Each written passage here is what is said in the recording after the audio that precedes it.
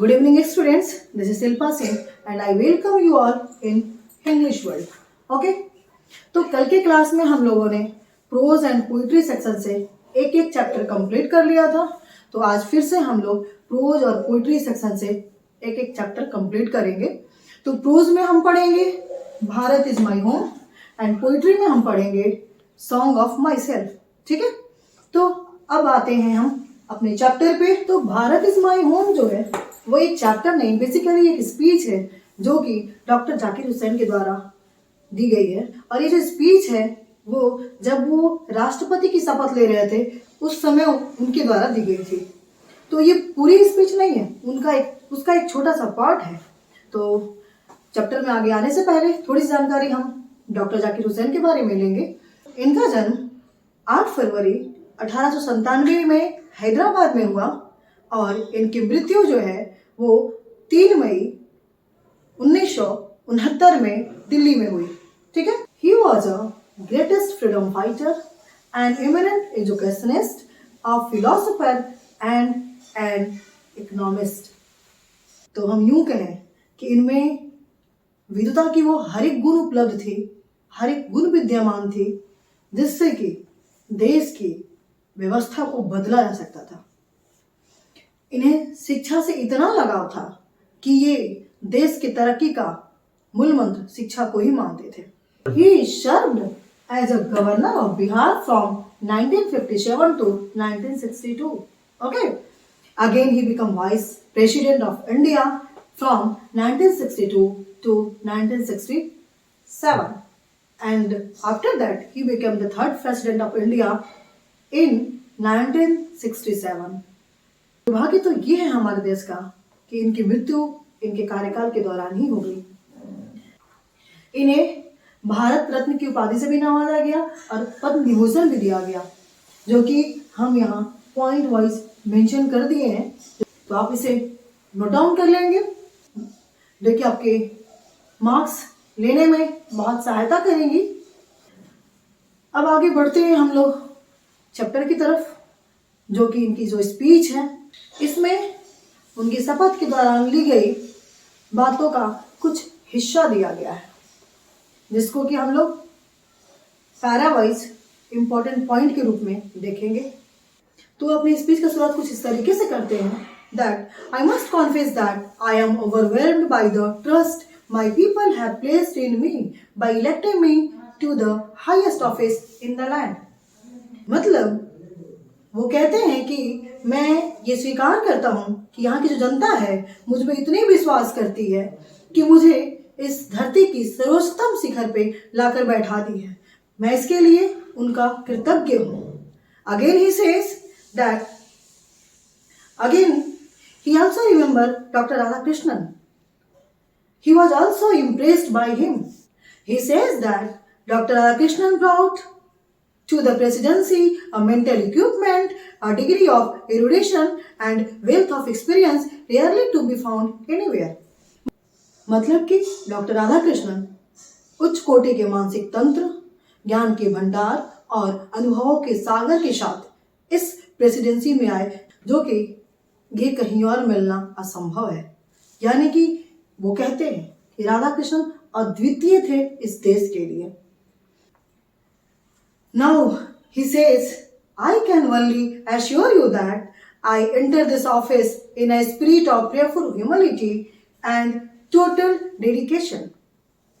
मैं आपको ये विश्वास दिलाता हूँ कि मैं इस ऑफिस में बिल्कुल निष्ठापूर्वक और समर्पण भावना के साथ आया हूँ और अपने देश को उस ऊंचाई तक ले जाऊंगा जहां आप मुझसे उम्मीद करते हैं। In his speech, he also says that the past is not dead and static. It is alive and dynamic. मतलब कि हमारा जो पास्ट है वो खत्म नहीं हो चुका है और वो स्थिर भी नहीं है, वो आगे की ओर बढ़ते ही जा रहा है। यानी कि हमारी जो सभ्यता और संस्कृति है, जो कि हम लोगों ने गांधी जी के द्वारा पहले चैप्टर में पढ़ा है, उन्होंने भी सभ्यता और संस्कृति के बारे में बात की है। तो यहाँ भी इन्होंने सभ्यता और संस्कृति पे जोर देते हुए कहा है कि हमारी जो पुरानी सभ्यता और संस्कृति थी वो खत्म नहीं हुई है, निरंतर बढ़ती जा रही है और बढ़ती जाएगी। And he says that Education is the prime instrument of the progress of any country and any people. So he says, I will continue that education. मतलब कि शिक्षा ही वो अधिकार है जिसके द्वारा देश का विकास संभव है और मैं इसे पूर्णतः कायम करने की कोशिश करूंगा. And again he says, I therefore pledge myself to the loyalty of our past culture from wheresoever it may have came and by whomsoever it may have been continued. यानी कि हम प्रण लेते हैं कि हमारी जो संस्कृति है चाहे वो जहां से भी आई होगी और जिसके द्वारा लाई गई होगी उसको मैं बरकरार रखूंगा, उसमें जरा सा भी कोई छेड़छाड़ नहीं करूंगा. He says in his speech that whole Bharat is my home and people are my family.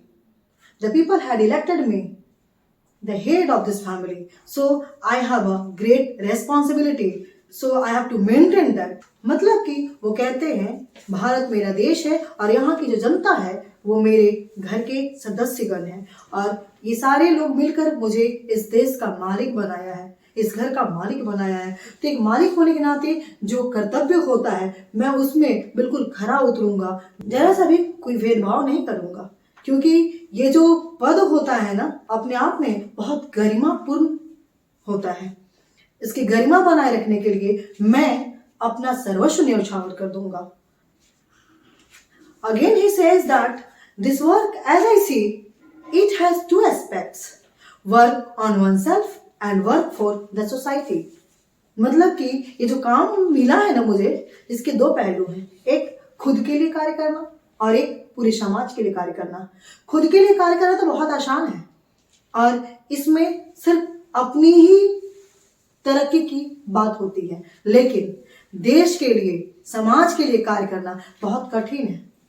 इसके कार्य करने के लिए आपको अपने घर के चीजों को देखना होगा, समझना होगा. लेकिन अगर हम व्यक्तिगत स्वार्थ की बात करें तो इसका अस्तित्व समाज के बिना अधूरा है, क्योंकि अपनी इच्छाओं के लिए हम जो कार्य करेंगे उसमें समाज का बहुत बड़ा रोल होता है. ठीक है, तो हम इसको मेंटेन करने के लिए अपना हर एक कदम, हर एक प्रयास सोच समझ कर करेंगे. So he says that the individual cannot grow in full perfection without a corresponding advance of the collection of society existence. Lastly, he says that I have full faith in my people that they will bring forth the energy requisite for the satisfactory performance of the dual task. It shall be my privilege to contribute my share to this enhancing enterprise. अंत में वो कहते हैं कि मुझे पूरा विश्वास है कि जिस एनर्जी के साथ मैं इस देश में कार्य करने के लिए आया हूँ, यहाँ की जनता मुझे उतनी ही एनर्जी के साथ मुझे सपोर्ट करेगी और मैं जो सोच रखा हूँ उस जगह तक अपने देश को पहुँचाएगी. यानी कि मैं जिस शिखर पे इसे पहुँचाना चाहता हूँ वहाँ तक हमें यहाँ की जनता ले जाने में मेरी सहयोग करेगी. इन शॉर्ट हम ये कह सकते हैं कि डॉक्टर जाकिर हुसैन इस स्पीच के माध्यम से जो कि वो शपथ लेते हुए उन्होंने दिया है, बताते हैं मैं कृतज्ञ हूँ यहाँ की जनता पे जिन्होंने मुझे इस चोटी पे पहुंचाया है, इसके योग्य मुझे माना है. मैं उसके लिए हर संभव निष्ठापूर्वक और समर्पण भावना से सहायता करने की, सहयोग करने की कोशिश करूंगा और मैं ये भी वादा करता हूँ कि इस देश की संस्कृति में थोड़ा सा भी फेरबदल नहीं होने दूंगा और ना ही यहाँ की जनता के सामने रंग, भेदभाव, जाति, धर्म को लेकर के कोई भेदभाव आने दूंगा. यानी कि इन सबों से ऊपर उठ करके देश का सहयोग करूंगा और देश की अर्थव्यवस्था, संस्कृति और सभ्यता को कायम रखने में मदद करूंगा. तो जैसा कि हम लोग पिछले क्लास में भी इम्पोर्टेंट पैराज को डन किए थे जो कि एग्जाम में डिस्क्राइब करने के लिए आते हैं, तो अब आते हैं कुछ इम्पोर्टेंट पैराज पे जो कि पैरा नंबर 1 है. I must confess that I am overwhelmed by the trust my people have placed in me. ये लाइन भी आ सकता है डिस्क्राइब करने के लिए. अगला है para number 3. I can only assure you that I enter this office in the spirit of prayerful humility. और अगला है पैरा नंबर 5, जिसमें उन्होंने ये बताया है कि भारत मेरा देश है और यहाँ की जनता जो है वो मेरे परिवार के अंग है। और लास्टली जिसमें उन्होंने ये बताया है कि तरक्की का 2 पहलू होता है, पहला इंडिविजुअल और दूसरा सोशल। तो ये पैरा भी उतना ही इंपॉर्टेंट है। ये पैरास आप नोट डाउन करेंगे, पैरा नंबर 1, 3, 5 एंड 7। इससे क्वेश्चंस आ सकते हैं, इनके 2 लाइन 3 लाइन दे करके। अब आते हैं हम लोग कुछ क्वेश्चंस के ऊपर जो कि आउट ऑफ द बुक है, ये बुक में क्वेश्चंस नहीं है। तो वो ये है, how education plays an important role in development of country, which is important work for one's self and work for society, how। तो ये दोनों ही क्वेश्चन बहुत इंपॉर्टेंट है, आप इसे देख लेंगे। तो अब हम चलते हैं पोइट्री सेक्शन में, और पोइट्री सेक्शन का सेकंड चैप्टर है आपका सॉन्ग ऑफ माई शेल्फ, जो कि वर्ट विटमैन के द्वारा लिखा गया है। इनका जो जन्म हुआ वो 31 मई 1819 को हुआ, इनकी मृत्यु 26 मार्च 1892 को हुआ। तो ये बेसिकली पीपल्स पोएट के रूप में अमेरिका में जाने जाते थे, और ये सबसे ज्यादा फ्री वर्स के लिए जाने जाते हैं।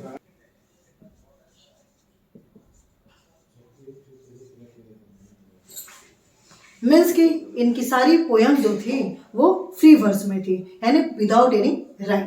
इनकी जो मोस्टली पोयम्स थी वो फ्री वर्स में थी, जिसकी वजह से अमेरिका के लोग इन्हें उतना तवज्जो नहीं देते थे। ये 12 साल की उम्र तक कारपेंटर के रूप में काम किए, बाद में ये टीचर, प्रिंटर एंड एडिटर के रूप में उभरे।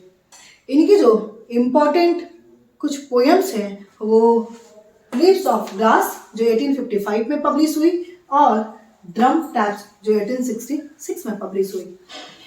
After his death Americans believed that he was really a dynamite, मतलब कि उनकी मृत्यु के बाद ही अमेरिका के लोगों को विश्वास हुआ कि इनके पोयम में भी कुछ क्वालिटी थी।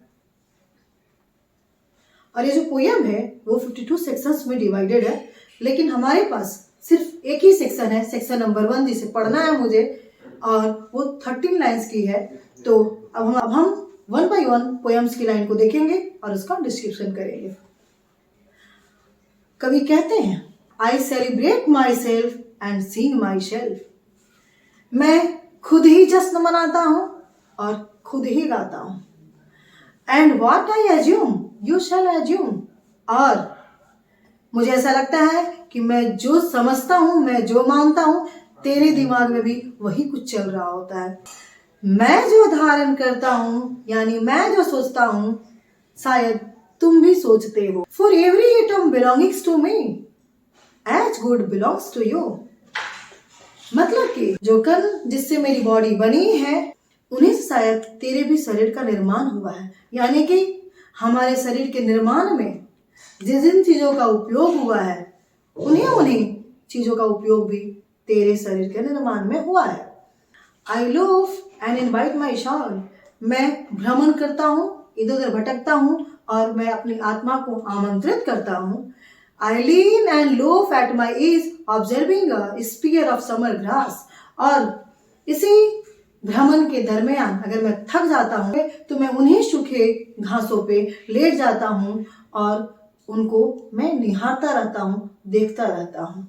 माई टंग every atom of my blood formed from this soil, this air,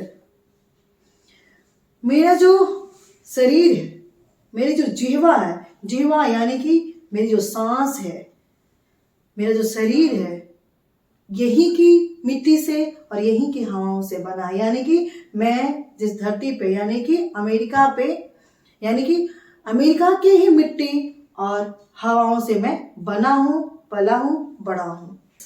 Born here from parents the same and their parents the same, कवि कहते हैं कि मैं जिन माता पिता से जन्म लिया हूं वो भी इसी धरती पे अपने माता पिता से जन्म लिए हैं, और उनके माता पिता भी अपने माता पिता से जन्म लिए हैं। यानी कि ये जो पीढ़ी चलती आ रही है अमेरिका की धरती पे, उसी पीढ़ी को मैं फॉलो कर रहा हूं। I now 37 years old in perfect health begin, hoping to cease not till death.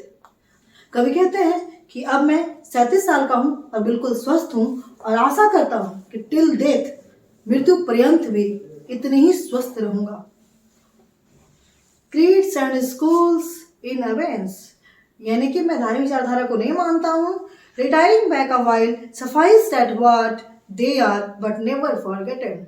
कहते हैं कवि कि मैं सोच और पंथ से ऊपर उठ चुका हूं, मैं इन्हें भूल जाना चाहता हूं, लेकिन भुलाए भूलता नहीं है। यानी कि मैं सोचता हूं कि मैं धार्मिक विचारधारा से बिल्कुल अलग उठ जाऊं, लेकिन हो नहीं पाता, मैं इन्हीं में बस जाता हूं। आई हार्बर फॉर गुड और bad, I permit to speak to every hazard. कवि कहते हैं कि मैं अच्छा और बुरा दोनों में भी विश्वास करता हूँ और मैं अच्छाई और बुराई दोनों में बोलने का हिम्मत रखता हूँ, साहस रखता हूँ। कहने का मतलब कि अगर अच्छा है तो मैं उसे अच्छा बोलूँगा और बुरा है तो मैं उसे बुरा बोलूँगा। किसी के दबाव में आकर के अपनी मनोवृत्ति को और अपनी भावनाओं को मैं नहीं बदलूंगा।